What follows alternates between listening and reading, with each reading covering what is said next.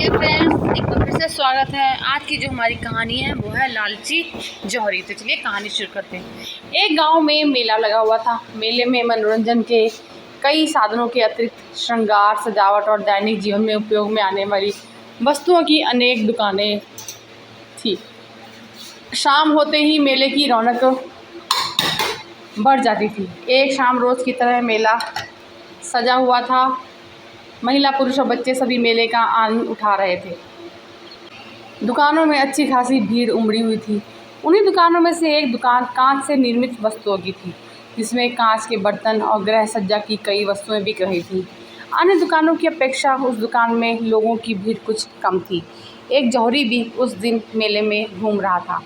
घूमते घूमते जब वह उस दुकान के पास से गुजरा तो उसकी नज़र एक चमकते हुए कांच के टुकड़े पर अटक गई। उसकी पारखी नज़र तुरंत ताड़ गई कि वह कोई साधारण कांच का टुकड़ा नहीं, बल्कि बेशकीमती हीरा है। वह समझ गया कि दुकानदार इस बात से अनभिज्ञ है।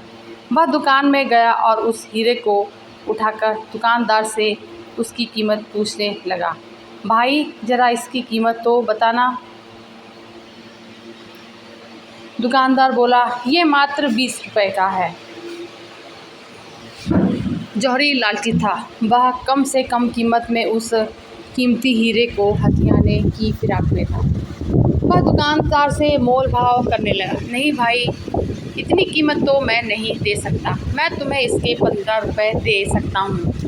15 रुपये में तुम मुझे ये दे सकते हो तो दे दो। दुकानदार उस कीमत पर राजी नहीं हुआ। उस समय दुकान में कोई ग्राहक नहीं था। जौहरी ने सोचा कि थोड़ी देर मेले में घूम फिरकर वापस आता हूँ, हो सकता है तब तक इसका मन बदल जाए और ये मुझे 15 रुपये में हीरा दे दे। ये सोचकर हीरा बिना खरीदे वह वहाँ से चला गया। कुछ देर बाद जब वह पुनः उस दुकान में लौटा तो हीरे को नदारद पाया। उसने फौरन दुकानदार से पूछा, यहाँ जो कांच का टुकड़ा था वो कहाँ गया? मैंने उसे 25 रुपये में बेच दिया, दुकानदार ने उत्तर दिया। जौहरी ने अपना सिर पीट लिया और बोला, ये तुमने क्या किया? तुम बहुत बड़े मूर्ख हो। वह कोई कांच का टुकड़ा नहीं, बल्कि बेशकीमती हीरा था। मात्र 25 रुपये में तुमने उसे बेच दिया। मूर्ख मैं नहीं, तुम हो।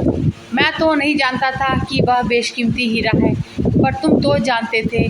फिर भी तुम मुझसे मोल भाव कर 5 रुपये बचाने में लगे रहे और हीरा बिना खरीदे ही दुकान से चले गए।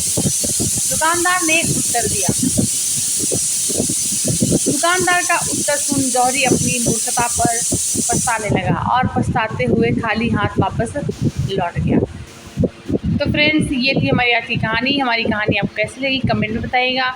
मिलते हैं एक नए वीडियो में नई कहानी के साथ, और कहानी सुनने के लिए आप सभी का बहुत बहुत शुक्रिया।